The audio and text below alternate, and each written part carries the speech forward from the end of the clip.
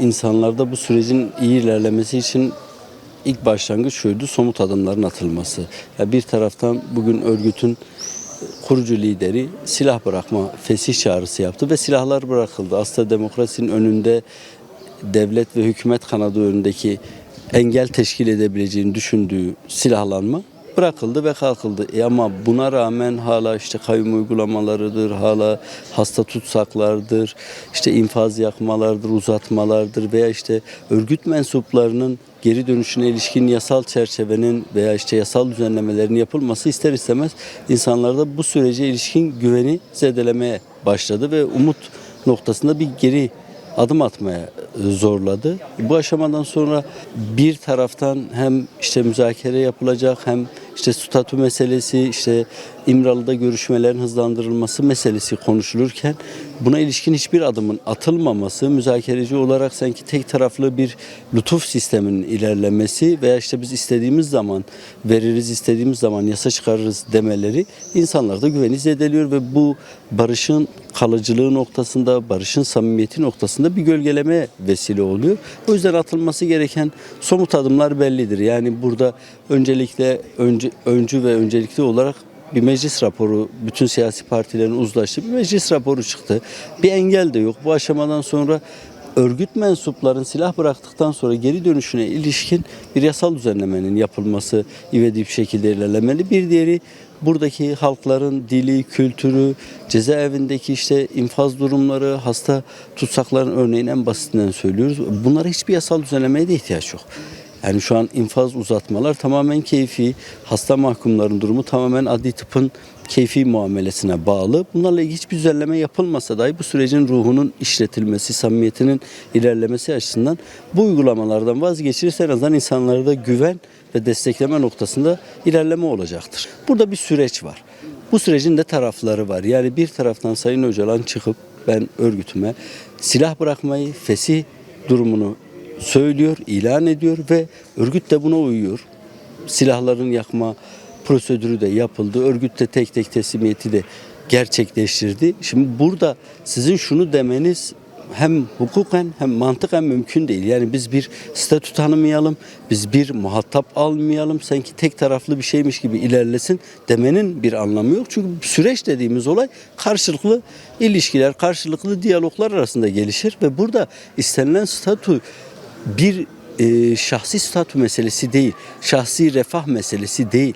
Burada tamamen şunu diyorlar ki Türkiye'de hukuk ve demokrasinin ilerleyebilmesi adına tarafların eşit standartlarda, en azından tarafların muhatap alınabilir bir standartta olması gerekiyor. Şu an burada yoksa Abdullah Öcalan'ın kendisi için bir talebi değil. Aslında bu süreçle ilgili bir talebi var. Çünkü şunu söylüyor. Sonuç itibariyle bir örgüt var. Örgüt içerisindeki belli bir yapı var. Bu yapıyla bir diyalog kurulmadan veya siyaset organlarıyla, gazetecilerle, hukukçularla, derneklerle, STK'larla bir diyalog kanalını tek taraflı kurulduğunu düşünsenize. Buna bir süreç denmesi mümkün değil ki. O yüzden bu sürecin eğer Türkiye'leşme veya Türkiye halklarının kardeşliği diyorsak her iki tarafında eşit koşullarda, eşit şartlarda en azından müzakere edilebilecek bir standardın sağlanması gerekiyor. O yüzden bir statü meselesi önemlidir. Bu en azından statünün tanınması hem hükümet hem devlet kanadından bu işin ciddiyeti noktasında önemlidir. Atılacak adımlar noktasında önemlidir. Yoksa şahsi bir talep değildir bu. Kürtlerin 100 yıldır inkar, asimile, ikincil bir vatandaş konumuna getirilmesinin kaldırılmasının aslında belki de soyut bir beyanıdır veya somut bir adımıdır. Bu yüzden önemli ve değerlidir. Sayın Devlet Bahçeli de her seferinde dile getiriyor bunu.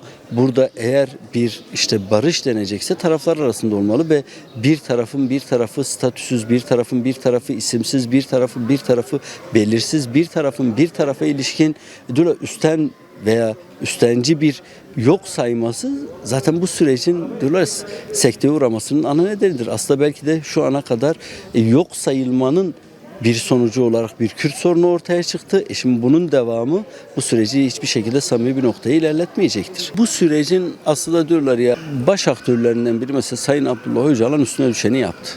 bir silah, bir örgüt çağrısını yaptı, silah bırakma eylemi gerçekleştirdi. Bu saatten sonra bütün Türkiye'deki halkların, Kürt sorununu gerçekten samimi bir şekilde kendine dert edenlerin beklediği durum şudur: net somut adımların atılması.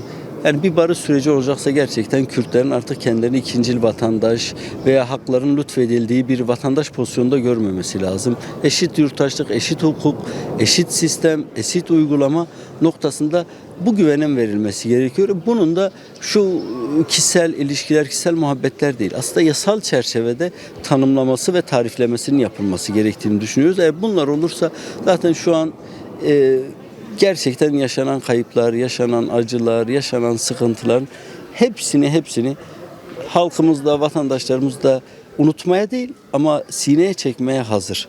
Yeter ki gelecekler, genç kuşaklar bu mutluluğu yaşasın veya bu sürecin tadına varsınlar. Tıkanmışlığın nedeni tabii yüzyıllardan süregelen bir problem. Tabii kimler tarafından problem, kimileri tarafından da bir çözüm arayışı olarak, yani bizler tarafından bir çözüm arayışı olarak dile getiriliyor. Tıkanmışlığın sebebi yüzyıllardır alışkanlık bilinci, yani belli bir alışkanlık bilinci oluşan bir devlet aklının tabii bunu kabullenme, bunu yurttaşlarına, özellikle Türk halkına kabul ettirmesi noktasında bir tıkanmışlık olduğunu düşünüyorum. Tıkanmışlıkların olması olağandır. Bu noktada tabii ki çünkü çok uzun bir süreçten bahsediyoruz. Umudumuz odur ki bu tıkanıklıklar çok güzel sonuçlara vesile olur. Yasa olarak bir adım atılmaması bunun en büyük nedeni. Bu noktada tabii ki sürecin tarafları da bu tıkanıklığın başından beri zaten farkındalar.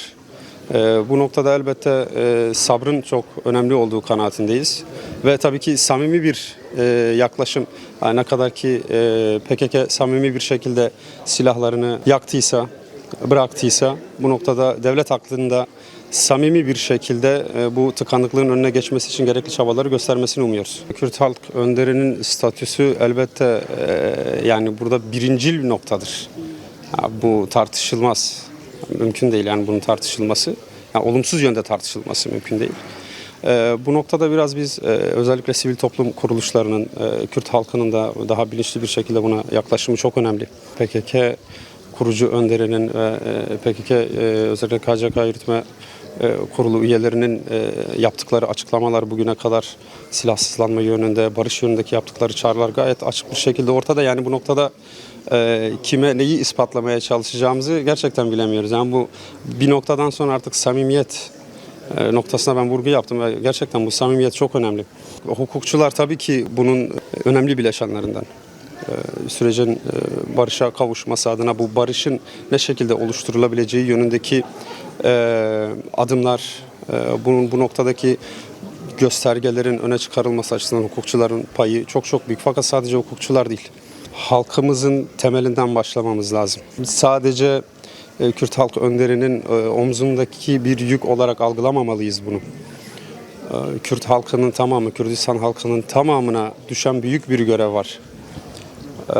Bu noktada dediğim gibi yani kolektif bir bilincin oluşmuş olması gerekiyor bunun için. Biz Mardin Barosu olarak bir akademi kurduk. Bu akademide özellikle sürece ilişkin, statüye ilişkin yasal zeminlerin oluşturulması adına çalışmalar planlıyoruz. Biz olabildiğince kendi yorumlarımız doğrultusunda neler yapabilirizin peşindeyiz.